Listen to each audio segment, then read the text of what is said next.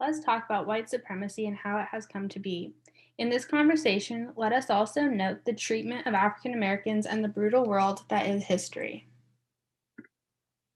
To provide historical context, let's take a look at this timeline. Going from the colonial period to the civil rights movement, lots has occurred. Race in the colonies is when categorization began and racial differences became noticed. White people felt scared that Black people were a dominant group, so they fought back and created slavery. Slavery is the practice of owning a person who is seen as legal property and forced to obey the master or oppressor. Slavery in the U.S. lasted from 1776 to 1865, when the 13th Amendment was passed. However, the brutal reality of slavery does not encompass African Americans' lynchings, unjustified deaths, and continual treatment in large institutions such as prison. For example, today, 13.4% of the US population is African American, but 38.6% of prisoners are African American. To reinforce the mistreatment of African Americans in America, we can look at literacy and the access to education as a form of oppression. In 1831, Nat Turner led a rebellion where 55 white people were killed and 55 Black people were executed and others beaten.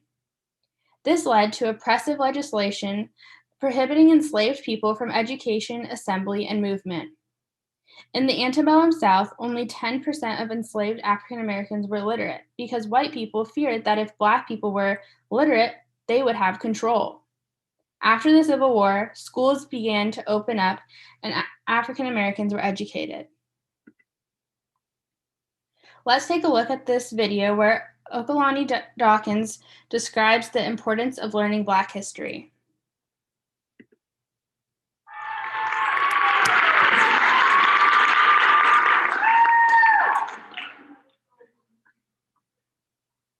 How do we define Black history? Is it a plethora of stories about slavery confined to a single 28-day or 29-day month? Is it a watered-down, 2-hour version of what the Black experience is really like? Or does it look like your tired peers in your 9th grade social studies class complaining to you about how exhausting it is to be learning about Dr. King for the 10th time since 2nd grade? In light of our current socio-political climate, the need for non-conventional Black stories to be integrated into American history and English curricula is at its highest, because they convey to students the adversity African Americans face on a day-to-day basis, and how several of them have learned to create and innovate in spite of this. Now, I was raised in an environment where several people I was close to didn't look like me. My mother is a Pacific Islander, my father is Black, and for all my life, we've lived in an area populated by a small minority of Black family, friends, and overall students. In school, we were taught lessons about several European inventors and innovators like Leonardo da Vinci, Charles Darwin, Albert Einstein, Susan B. Anthony, Christopher Columbus, Abraham Lincoln, the list goes on. But I could never necessarily fit myself into the mold of these narratives solely because they were presented through a lens that I could not personally identify with, and they didn't feature individuals whose stories even vaguely resembled my own. Now, granted, we would learn about Dr. King and Rosa Parks when February rolls around out of the school's own obligation, but it gave me the impression that all people of color have been doing for these past few centuries is fight for their basic human rights and do nothing else but protest the white patriarchy, and that the world only held one man and one woman responsible for paving the way for the civil rights movement. I wasn't exposed to the idea that people of color in this country could be artists, inventors, or politicians until I researched this realm of learning in my free time. I had no idea what Black history looked like until I became aware of the struggle in which several Black artists and innovators' voices go unheard or masked. The struggle in which European history can often be learned within a core curriculum, but Black history can only be learned through an elective. The struggle in which our textbooks turn a blind eye to the way people of color have revolutionized the way we live our day-to-day lives. Take Shirley Chisholm, for example. In 1968, she became the first African-American woman to enter Congress and eventually seek a presidential nomination in the United States, despite housing an underfunded campaign and being restricted from participating in any televised primary debates on a discriminatory basis. Chisholm managed to enter 12 primaries and accumulate 152 delegate votes during her run, due to support from African Americans, women, and other allies from across the nation. Her story is solely representative of one's resilience as a person of color in America and as a woman in America. Then we have Lewis Latimer, a brilliant inventor and engineer. In 1881, he collaborated with Hiram Maxim and Thomas Edison in order to invent the light bulb. Latimer himself created the carbon filament, which is a crucial component of the light bulb. And although it may seem insignificant, his contribution to this invention paved the way for one of the most groundbreaking devices in history, which is why our history textbook should continually recognize him for the vital role he played. Finally, there is Jacob Lawrence, a highly renowned artist due to his paintings which depict the several everyday narratives of African Americans and historical figures. After developing an art style which showcased the overall vibrancy and diversity of Black neighborhoods, Lawrence went on to become the first African American represented by a New York gallery in 1941. During a period of widespread hatred and bigotry within our country, this man was able to display the extent of his creativity to the world, despite being considered far from capable of doing so.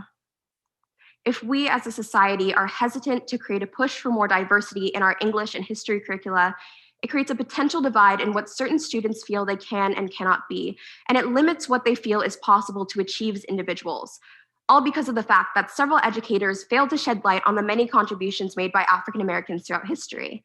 And although it may seem although nearly impossible to integrate the teaching of Black history in all schools nationwide, several educators and teachers have begun to implement it into their own individual.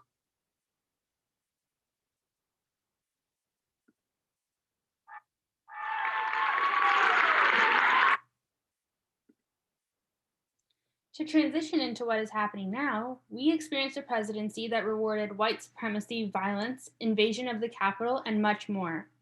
The impact of these actions, along with online harassment and Zoom bombings, can lead to long-term effects and a repeat of history. We also have inequitable institutions and systems of power, such as the education system, where some states, such as Texas, are not required to teach about slavery. Other schools often perpetuate a dominant narrative, which frames a certain perspective. The solution, or where to go from here, is to create empathy, a conversation/dialogue, build strong connections, create restorative justice circles, teach about race relations, and value ethnic study courses. This is a commitment. Everyone has biases, but it is how we handle these biases that forms our character and our world.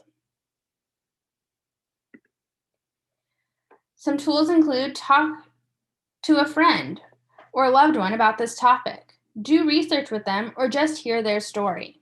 Education is powerful. Here, let's listen to Ms. Dawkins' closing remarks.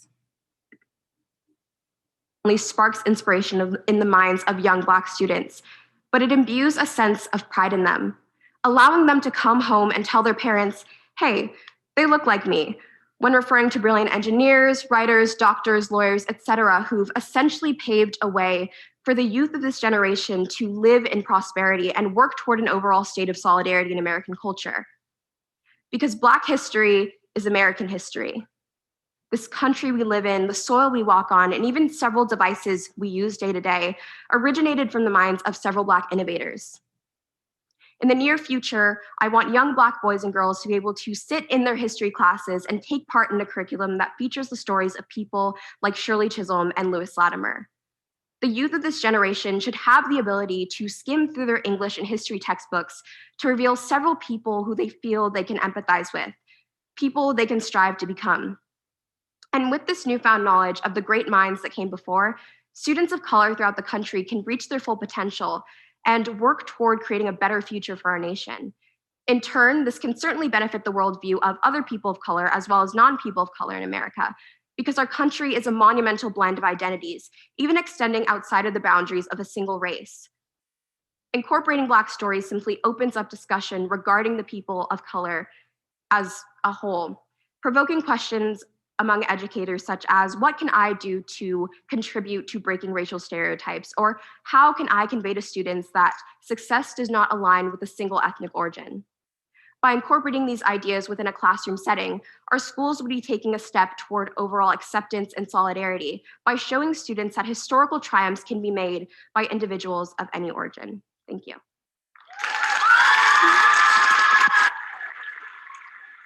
Only sparks inspiration in the minds of. Let's take action. For example, watch the documentary 13th. Some resources include reaching out to Surge, an organization in Santa Cruz focused on racial justice. Reach out to the AARCC organization on campus, aka the African American Resource Cultural Center. Reach out to the Office of Diversity, Equity, and Inclusion. Attend co-curricular programs office events. The change begins with you, and effort is needed. And this is just a way to plant a seed.